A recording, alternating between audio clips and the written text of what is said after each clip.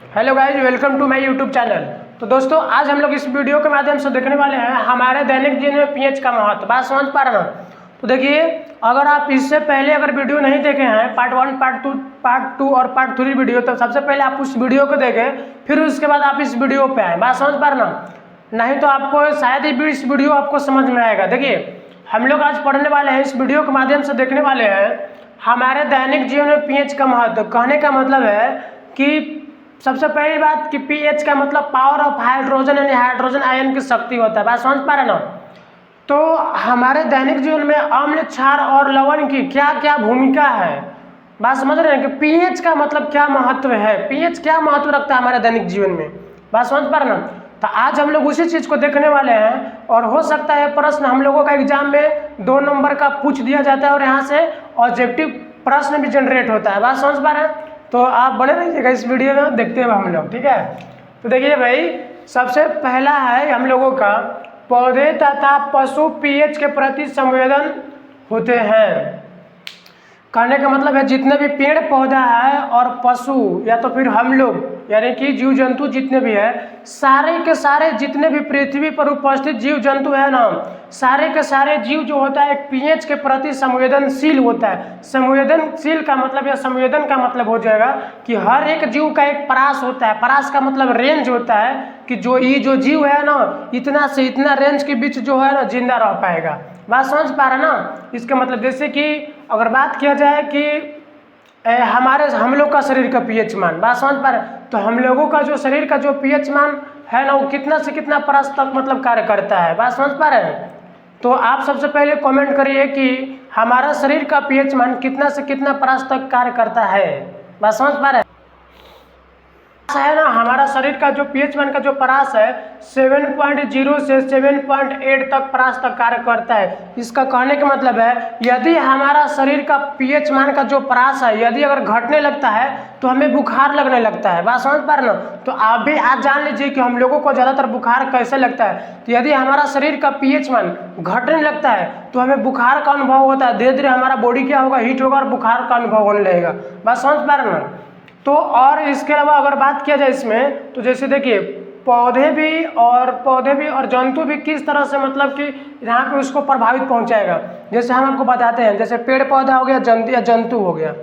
यदि वर्षा जल का पीएच मान 5.5 से अगर कम होगा, यदि बरसात का या तो फिर वर्षा जल का पीएच मान यदि 5.5 से कम होगा, तो जो अभी आपको भी पता है कि जितने भी बरसात होती है, बरसात होने के दौरान जितने भी मतलब कि जो भी वर्षा के दौरान जो जल इकट्ठा हुआ है, सारे के सारे जल कहाँ पे जाके मिलेगा, तो समुद्र, तालाब और नदी में जाके इकट्ठा होगा। बात समझ पा रहे ना?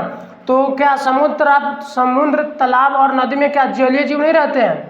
बात समझ पा रहते हैं, तो उसका भी जीव क्या हो जाएगा, संकट में पड़ जाएगा। बात समझ पा रहे ना? तो इसका ये यहाँ पे नुकसान भी है। बात समझ पा रहे हैं? तो आप यहाँ से याद रखिएगा। चलिए अब हम लोग बात करते हैं, हालांकि इसका जो है आप हम स्क्रीन पे लगा दे रहे हैं, इसका टोटल लिखा हुआ, आप उसको लिख लीजिएगा। बात समझ पा रहे हैं? अब देखिए, अब दूसरा है हमारे पाचन तंत्र में पीएच का महत्व।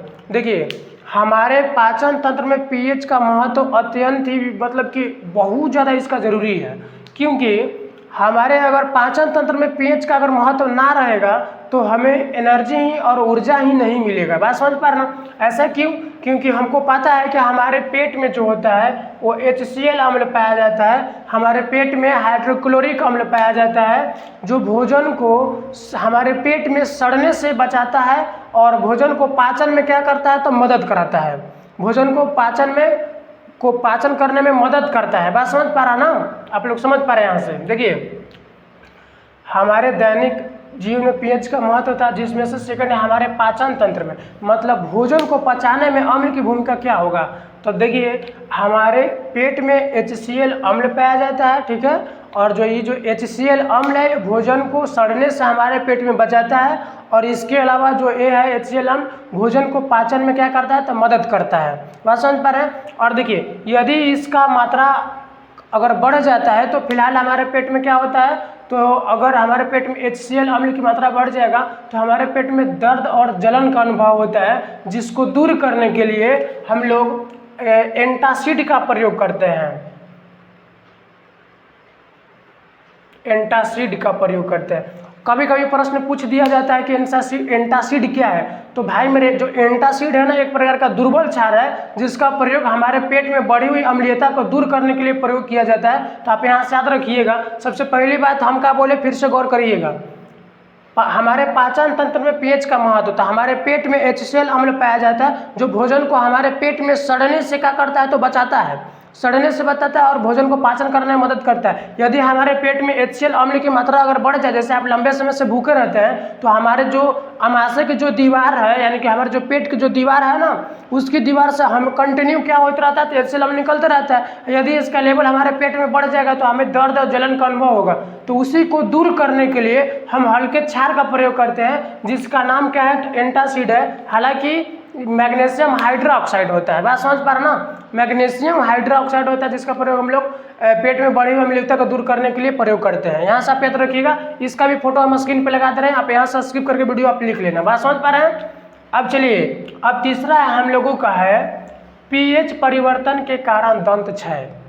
देखिए, यदि हमारा मुंह का पीएच मान अगर 5.5 से कम हो जाएगा, यदि हमारा मुंह का पीएच मान 5.5 से अगर कम हो जाएगा तो हमारा दांत का क्षय होने लगता है, मतलब दांत खराब होने लगेगा।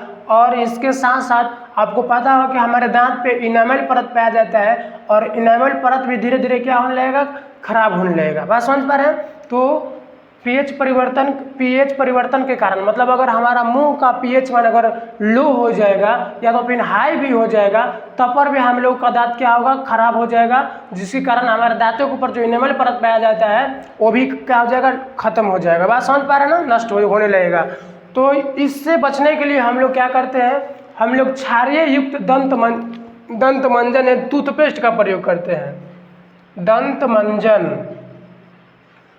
देखिए, पीएच परिवर्तन के कारण जो हमारा दांत का जो क्षय होता है ना, उसी दांत को क्षय होने से यानी खराब होने से रोकने के लिए हम लोग क्षारीय युक्त दंत मंजन का यानी कि टूथपेस्ट का प्रयोग करते हैं, जिससे दांत हमारा क्या रहे, सुरक्षित रहे। बात समझ पा रहे हैं। अब हम लोग आगे देखते हैं कुछ समान विलयनों का पीएच मान। कहने का मतलब है कुछ वैसा विलयन है जिसका पीएच मान, इसका भी हम फोटो लगा दे रहे हैं स्क्रीन पे, आप यहाँ से वीडियो को स्किप करके लिख लेना। इसमें यही मिलेगा कि जैसे कि जल का पीएच मान कितना होता है, ये लिखा हुआ है, प्रोवाइड करवा दे रहे हैं आपको। जैसे 7 होता है। साधारण नमक का कितना होता है, 7 होता है।